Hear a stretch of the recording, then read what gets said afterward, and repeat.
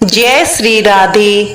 आज हम इंदिरा एकादशी का महत्व, पूजन विधि और शुभ मुहूर्त के बारे में जानेंगे।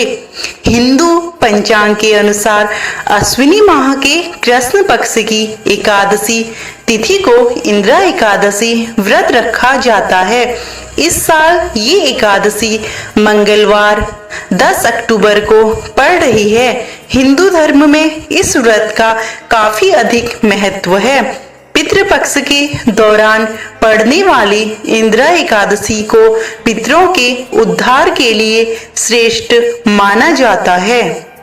ऐसा माना जाता है कि इस व्रत के करने से हमारे पितरों के पाप धुलते हैं और उन्हें यमलोक से मुक्ति मिलती है और स्वर्ग की प्राप्ति होती है। तिथि एवं शुभ मुहूर्त। एकादशी की तिथि 9 अक्टूबर को दोपहर 12:36 से शुरू होगी और 10 अक्टूबर को दोपहर 3:08 तक रहेगी। उदया तिथि के अनुसार एकादशी का व्रत 10 अक्टूबर को रखा जाएगा। 11 अक्टूबर को पारायण होगा, जिसका मुहूर्त सुबह 6:19 से 8:38 तक है। व्रतियों को इस 2 घंटों में पारायण कर लेना चाहिए।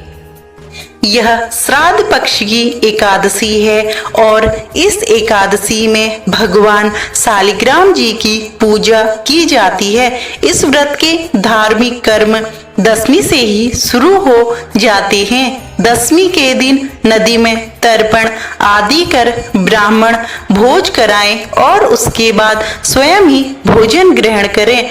दशमी पर सूर्यास्त के बाद भोजन ना करें। एकादशी के दिन प्रातःकाल उठकर व्रत का संकल्प लें और भगवान विष्णु का पूजन करने के बाद दोपहर में पुनः श्राद्ध तर्पण कर ब्राह्मणों को भोजन कराएं। अगले दिन यानी द्वादशी को पूजन के बाद दान दक्षिणा दें और पारण करें। पूजा विधि। सुबह स्नान के बाद व्रत का संकल्प कर पहले सूर्य को अर्घ्य दें। इस एकादशी पर विष्णु जी के स्वयं रूप शालिग्राम जी की पूजा का विधान आपको बता दिया गया है। भगवान शालिग्राम को पंचामृत से स्नान करवाकर गंगा जल मिले हुए जल से स्नान करवाएं। पूजा में पीला चंदन, अबीर, गुलाल, अक्षत, फूल, तुलसी पत्र अर्पित करें। इसके बाद भोग लगाकर प्रभु की आरती करें। फिर एकादशी की कथा का श्रवण करें। इस दिन अन्न ग्रहण नहीं किया जाता है। फलाहार लेकर व्रत कर सकते हैं। जितना हो सके ओम नमो भगवते वासुदेवाय का जाप करें और विष्णु सहस्त्र नाम का पाठ करें। एकादशी पर आंवला, तुलसी, अशोक, चंदन या पीपल का पेड़ लगाने से भगवान विष्णु के साथ हमारे पितर भी प्रसन्न होते हैं।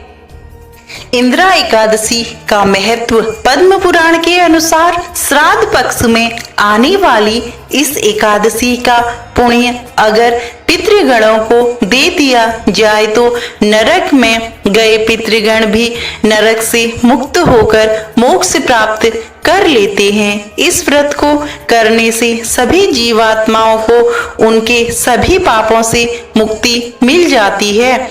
इस एकादशी व्रत से मनुष्य को यमलोक की यातना का सामना नहीं करना पड़ता एवं इस एकादशी का व्रत करने वाले व्यक्ति के 7 पीढ़ियों तक के पितृ तर जाते हैं एवं व्रत करने वाला भी स्वयं स्वर्ग में स्थान पाता है। शास्त्रों में उल्लेख है कि यदि कोई पूर्वज जाने अनजाने में हुए पाप कर्मों के कारण दंड भोग रहा होता है तो इस दिन विधि विधान से व्रत कर उनके नाम से दान दक्षिणा देने से पितृ स्वर्ग में चले जाते हैं।